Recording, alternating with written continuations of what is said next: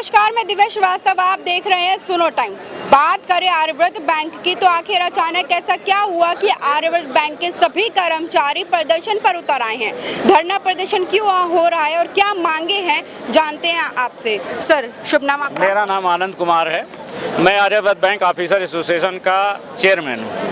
जी। तो क्यों धरना प्रदर्शन हो रहा है और इतने सभी कर्मचारी यहाँ पर एकत्रित हैं, क्या आखिर वजह रही? देखिए, ऐसा है कि यहाँ पे अब तक एक प्रक्रिया चली आ रही थी कि जब भी यहाँ पे स्थानांतरण प्रोसेस शुरू होता था तो मैनेजमेंट सारे संगठनों को बुला के पहले बातचीत करता था, प्रक्रिया तय होती थी और उसके बाद स्थानांतरण होता। इस बार इस मैनेजमेंट ने ऐसा कुछ नहीं किया, सीधे उठा के बिना किसी संगठन को बुलाए, बिना संगठन से बात किए पूरे के पूरे ट्रांसफ़र एक दिन में सारे कर दिए। रात को 11 बजे आदेश निकाल दिया 4 जुलाई को, और 4 ही जुलाई को रात को 12 बजे की फ्लाइट से चले गए।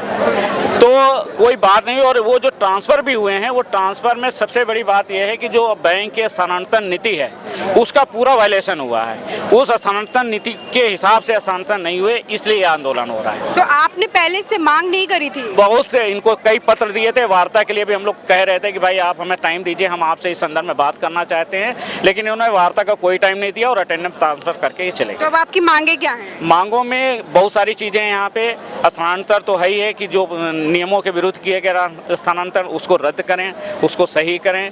यहाँ तक कि यहाँ पे विकलांगों के भी स्थानांतरण कर दिए गए, जबकि government of India ministry of finance की तरफ से गाइडलाइंस है कि विकलांग के ट्रांसफ़र उसकी सुटेबलता को देखते हुए किए जाएंगे। लेडीज़ के ट्रांसफ़र के बारे में भी स्पष्ट गाइडलाइंस है कि जो अनमैरिड लेडीज़ है उसका स्थानांतरण जहां उसके मदर फादर वहां होगा, और जो मैरिड लेडीज़ है उसका स्थानांतरण जहां उसका हस्बैंड होगा वहां होगा। लेकिन इसका भी वायलेशन हुआ, हस्बैंड को अलग फेंक दिया, वाइफ को अलग फेंक दिया। ठीक है। स्थानांतरण से क्या दिक्कत हो रही है आप लोगों को? देखिए, सबसे बड़ी बात यह है कि स्थानांतरण एक सतत चलने वाली प्रक्रिया है और इस बात को सभी बैंकर स्वीकार भी करते हैं और इसकी एक स्थानांतरण पॉलिसी भी बनी हुई है। हमारा अगर मानना ये है कि बैंक के बनाए द्वारा नियमों का पालन करना हमारी जिम्मेदारी है, तो अक्षरशः पालन करना प्रबंध तंत्र की भी जिम्मेदारी है। लेकिन स्थानांतरण नीति के अनुसार विकलांगों का, जैसा भारत सरकार का आदेश है कि विकलांगों का, दिव्यांगों का ट्रांसफ़र नहीं किया जा सकता उसकी बिना मर्जी के। तमाम लोगों ने रिक्वेस्ट लगाई, रिक्वेस्ट का कोई कंसीडरेशन नहीं, सिर्फ दिखावा, सिर्फ छलावा। मांगा किसी ने उरई, भेज दिया उसको चित्रकूट, मांगा किसी ने फर्रुखाबाद, भेज दिया उसको अलीगढ़। इस तरह से स्थानांतरण 200-200 किलोमीटर जाके तमाम सारे पूरी बैंक नए जनरेशन के दौरान गुजर रही है। सबकी पत्नियां, किसी के साथ कोई मेडिकल परेशानी है, लेकिन उसके बावजूद उसकी जब पति को, उसकी पत्नी को एक दूसरे की जरूरत पड़ती है, तब 200-200, 400-400 किलोमीटर पर एक दूसरे को भेज के सिर्फ प्रताड़ना के उद्देश्य से, और सिर्फ इसी अपना ईगो सेटिस्फाई हो जाए, इस उद्देश्य से ट्रांसफर प्रक्रिया को संपन्न करा दिया गया। दिव्यांगों को जिनका स्थानांतरण उनकी बिना मर्जी के नहीं किया जा सका, भारत सरकार के स्पष्ट आदेश हैं, उनका भी उल्लंघन किया गया है। आनंद फानन में जब हम लोगों ने विरोध शुरू किया तो 26 लोगों के नाम का एक परिपत्र निकाल दिया कि इन लोगों को अभी स्टैंड रिलीफ नहीं किया जाएगा। उसके बावजूद अगर हम विरोध नहीं करेंगे तो वो भी उसी जगह भेज दिए जाएंगे।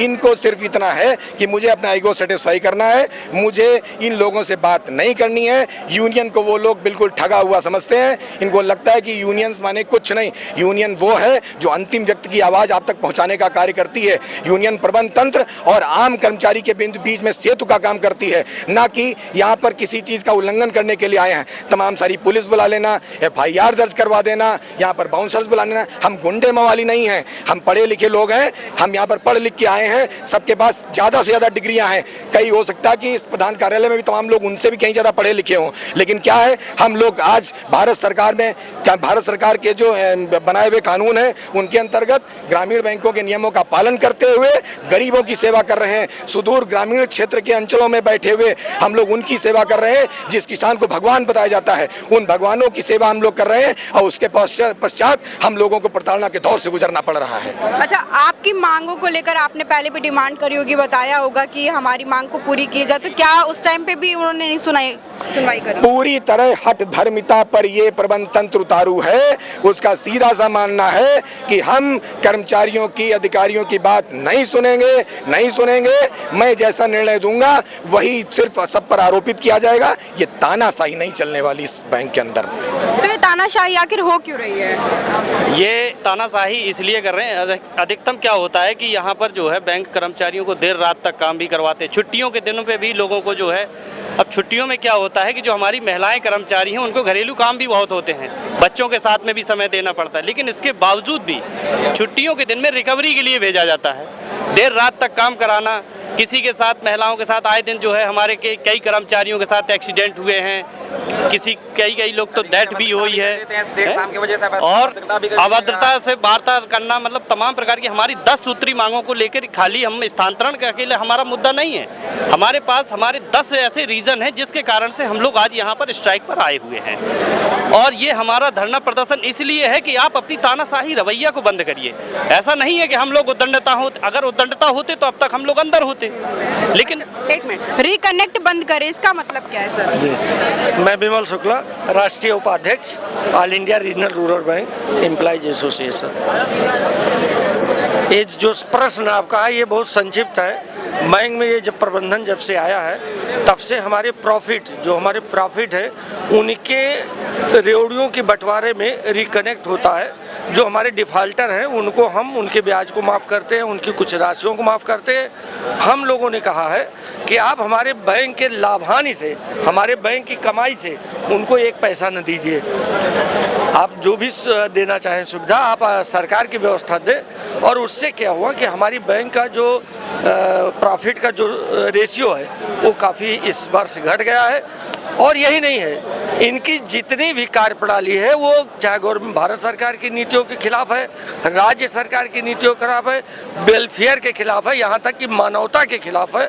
जैसा कि हमारे साथियों ने बोला है, इनका कोई भी डिसीजन ना तो संगठन द्वारा पूछ के होता है, ना किसी व्यवस्था के तहत। हम ऐसे प्रबंधन को बैंक के बचाने के लिए, देश की अर्थव्यवस्था को बचाने के लिए, विशेषकर ग्रामीणों के हितों की संरक्षा के लिए इनका विरोध करते हैं और इनकी वापसी की मांग करते हैं। अच्छा, वापसी की मांग कर रहे हैं तो क्या कौन सी कारण की जो है बात करते हैं? आप लोग कह रहे हैं कि रिकनेक्ट वापस करें, स्थानांतरण की बात कर रहे हैं, तो किस मांग पे आप ये धरना प्रदर्शन रोकेंगे?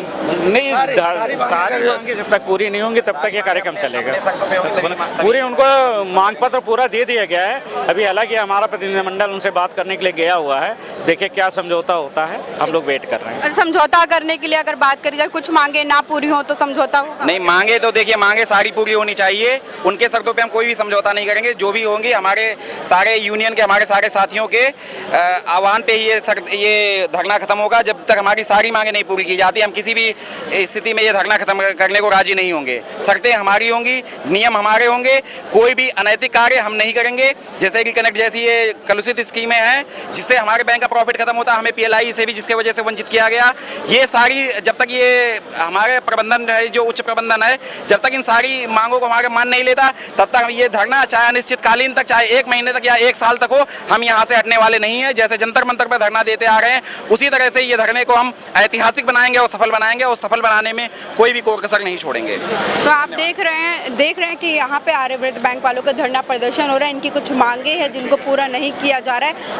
आने वाले समय में पता चलेगा कि मांगों को पूरा किया जाएगा कि नहीं किया जाएगा। बने रहे सोनो टाइम्स के साथ, कैमरामैन ऋषभ के साथ मैं दिव्या श्रीवास्तव, धन्यवाद।